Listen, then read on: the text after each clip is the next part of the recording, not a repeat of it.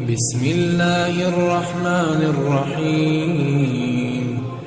جب کوئی بندہ اللہ سے بغاوت کرنے لگتا ہے، اللہ کی قدرت کو للکارنے لگتا ہے، تو اللہ کیسے اس پر عذاب نازل فرماتا ہے۔ آج کی اس ویڈیو میں میں یہی بتانے والا ہوں کہ اللہ کی قدرت کو للکارنے کا انجام کیا ہوتا ہے۔ یہ قصہ ہے ابرہہ ظالم کا۔ جب اس نے کعبہ گرانے کا فیصلہ کیا تو کیسے اللہ نے اس کے ارادوں کو ناکام کیا، کیسے اس پر اللہ تعالیٰ کا قہر نازل ہوا۔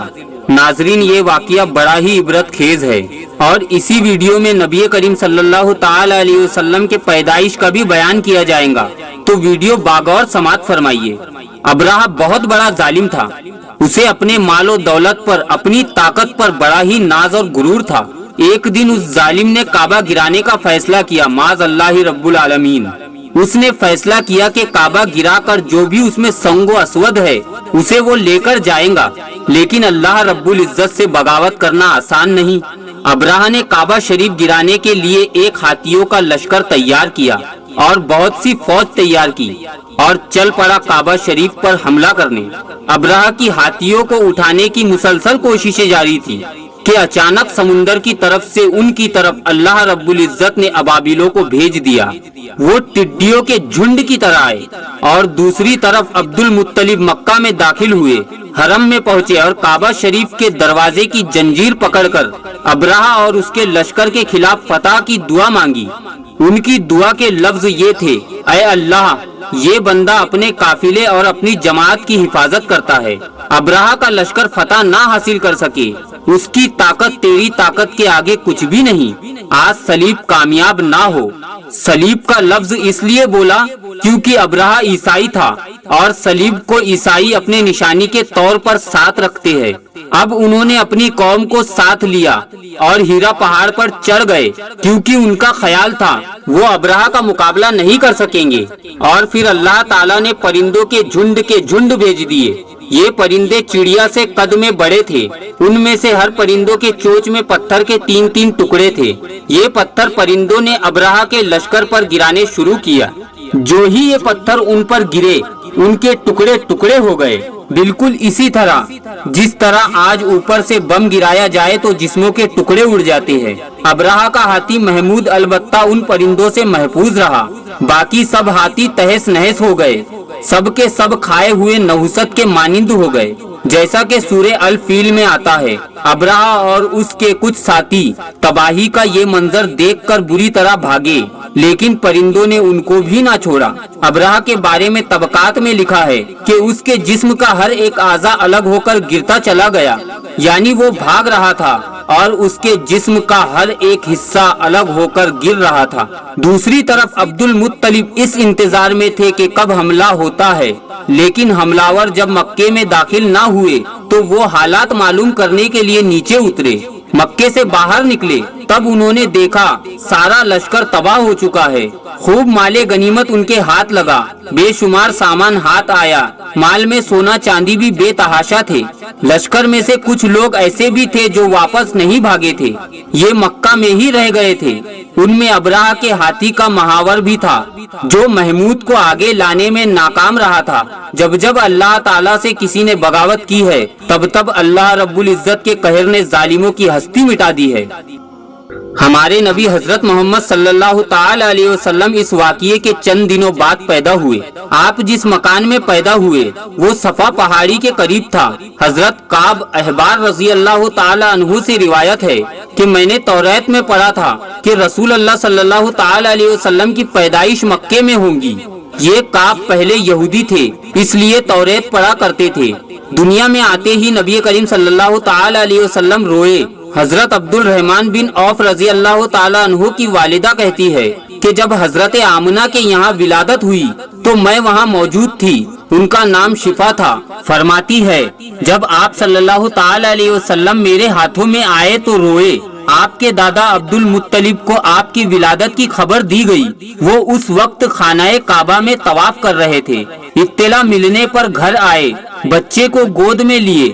اس وقت آپ کی والدہ ماجدہ نے ان سے کہا، یہ بچہ عجیب ہے، سجدے کی حالت میں پیدا ہوا ہے، یعنی پیدا ہوتے ہی اس نے پہلے سجدہ کیا، پھر سجدے سے سر اٹھا کر انگلی آسمان کی طرف اٹھائی، عبد المطلب نے آپ کو دیکھا، اس کے بعد آپ کو کعبہ میں لے گئے، آپ کو گود میں لیے رہے اور طواف کرتے رہے، پھر واپس لا کر بی بی آمنہ کو دے دیا۔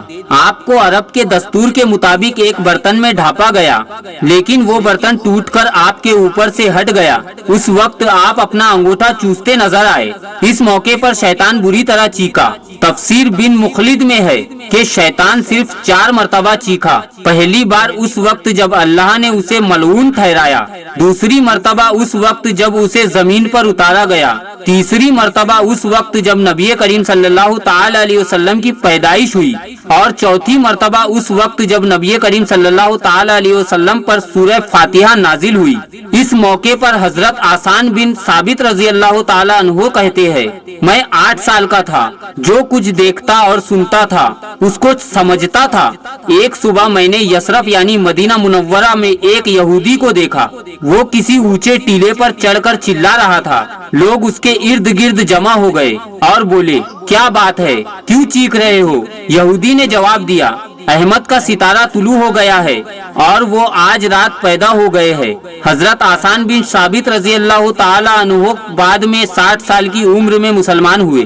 120 سال کی عمر میں انہوں نے وفات پائی، گویا ایمان کی حالت میں 60 سال زندہ رہے۔ وہ بہت اچھے شاعر تھے، نبی کریم صلی اللہ تعالی علیہ وسلم کی اپنے اشعار میں تعریف کیا کرتے تھے اور دشمنوں کی برائی اشعار میں بیان کرتے تھے۔ غزوات کے موقع پر اشعار کے ذریعے مسلمانوں کو جوش دلاتے تھے۔ اسی بنیاد پر انہیں شاعر رسول کا خطاب ملا۔ حضرت کعب احباب رضی اللہ تعالی عنہ فرماتے ہیں کہ میں نے توریت میں پڑھا کہ اللہ تعالیٰ نے حضرت موسیٰ علیہ السلام کو نبی کریم صلی اللہ تعالی علیہ وسلم کی ولادت کے وقت کی خبر دے دی تھی، اور حضرت موسیٰ علیہ السلام نے اپنی قوم بنی اسرائیل کو اس کی اطلاع دے دی تھی۔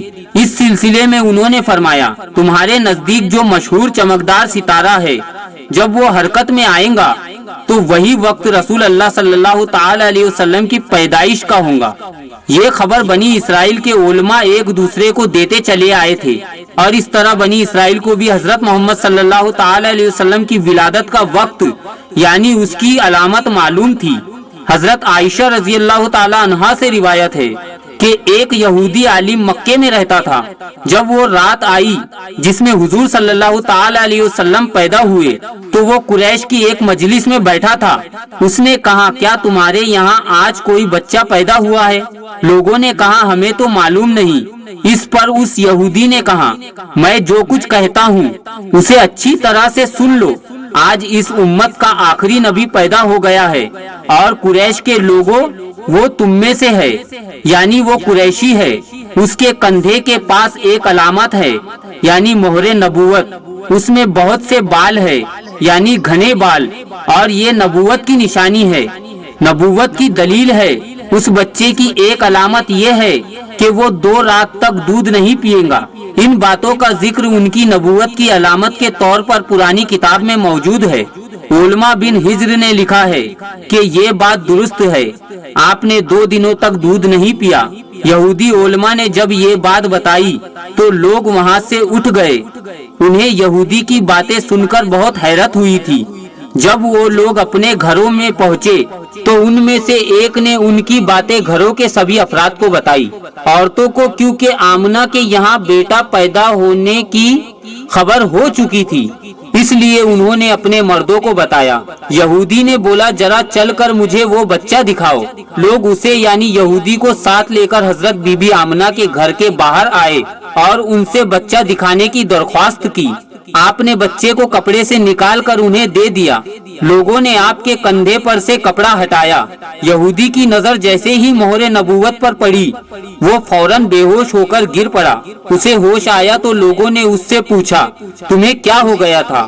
جواب میں اس نے کہا، میں اس غم سے بے ہوش ہوا تھا کہ میری قوم سے نبوت ختم ہو گئی، اور اے قریش، اللہ کی قسم یہ بچہ تم پر زبردست غلبہ حاصل کرے گا اور اس کی شہرت مشرق سے مغرب تک پھیل جائے گی۔ انشاءاللہ اس کے آگے بھی میں آپ کو نبی کریم صلی اللہ تعالی علیہ وسلم کے آگے کے حالات سناؤں گا۔